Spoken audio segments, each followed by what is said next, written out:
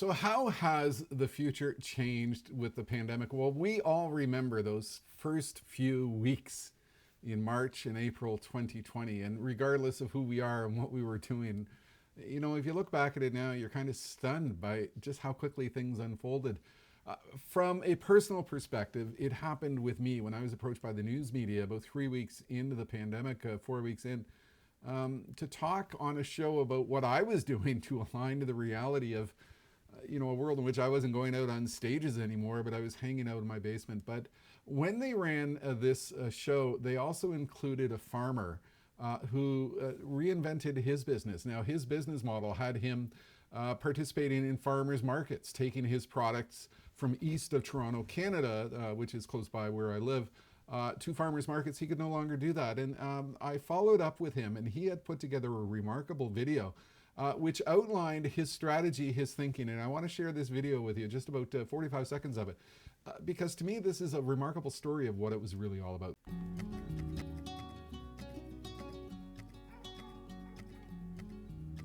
It's not an online store. It's building an entirely new distribution path for local food. I've said since day one, growing food, it's a challenge, but it's relatively easy, right? Getting that food to somebody has been the bigger challenge. There was the old food system that existed 2 weeks ago.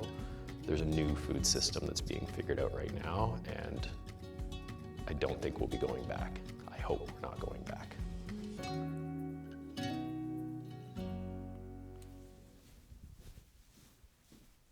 When you watch a video like that and you think about the impact of the pandemic and you think about how quickly people had to change, the word seismic does come to mind, because we have lived through an extraordinary period of time, and this has forever changed and shaped and challenged the world of business and organizations in how they respond to the future.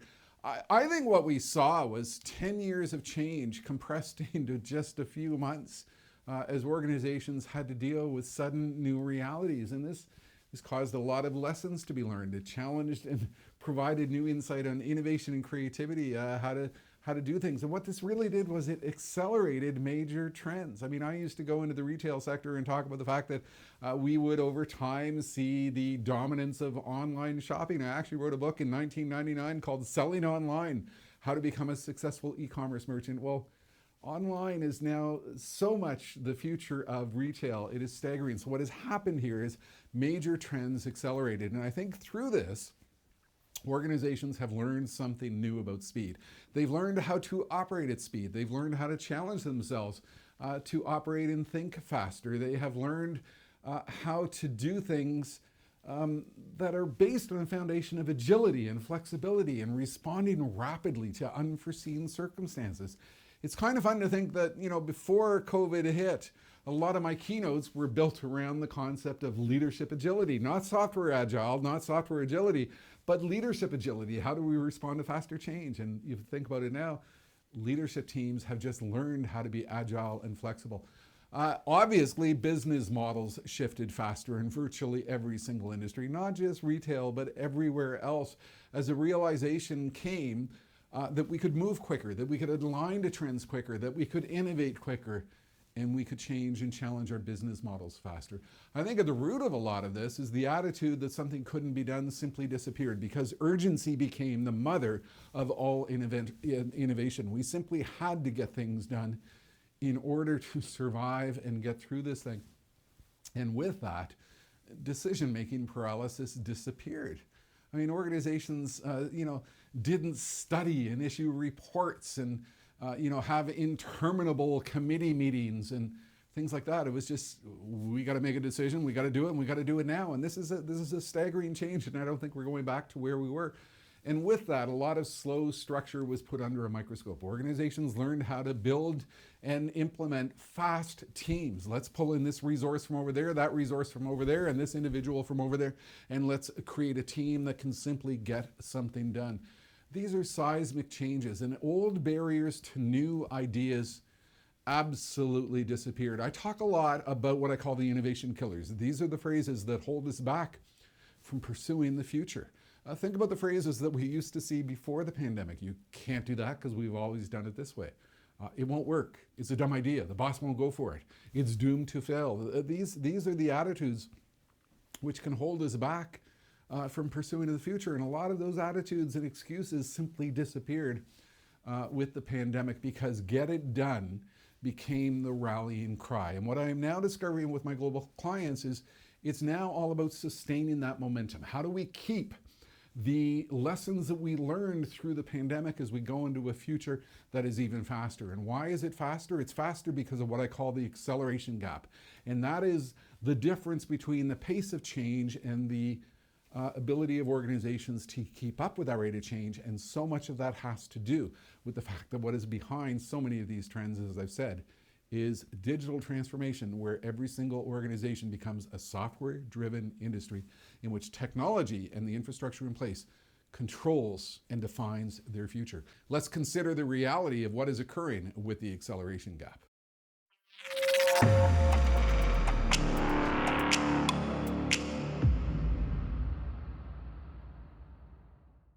So what is the acceleration gap? Look, just about 10 years ago, one of my books came out, and it was called The Future Belongs to Those Who Are Fast. And it was all about these types of disruptive trends. And what I was trying to do is alert organizations to the fact that the future is all about speed, and we need to challenge ourselves on speed. And I would talk a lot about the fact that the pace of change was now outstripping the ability of organizations to deal with that reality of change. And so we're running a race, and we certainly couldn't be slow in this race, because that would have profound implications. Well, some months back, I wrote this blog post, Bridging the Acceleration Gap, Achieving Growth by Aligning to the Faster Paced Future. And here's what the gap is all about. If you think about the pace of change, it's been sort of motoring along at a relatively slow pace, and organizations have had to deal with that reality. But the pandemic sped everything up. Those previous 10 realities has led to a future in which the pace of change is even outstripping more the ability of organizations to deal with that rate of change, even as they've learned all these powerful lessons. And so it's critical that we bridge the gap. And I want you to be thinking about where are you seeing the gap in your industry? What fundamental things have changed? So I'll lead you through a list.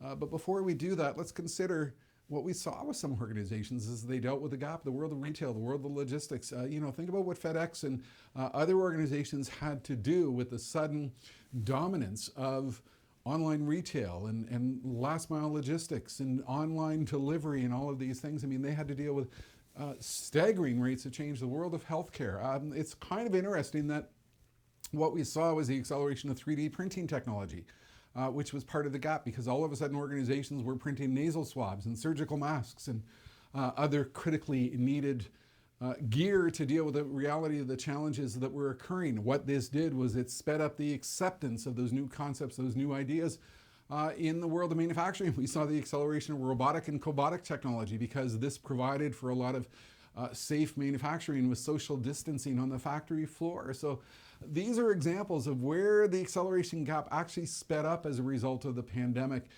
So go through a list of how has your world changed? How has the acceleration gap made these disruptive trends even bigger, even faster? Where did your gap change? And I'll lead you through a series of examples of the things that you should be considering when it comes to your reality. Here's what I think occurred. A lot of basic assumptions about our businesses, our business models, our products, the life cycle of our products, the nature of the products we're bringing to market.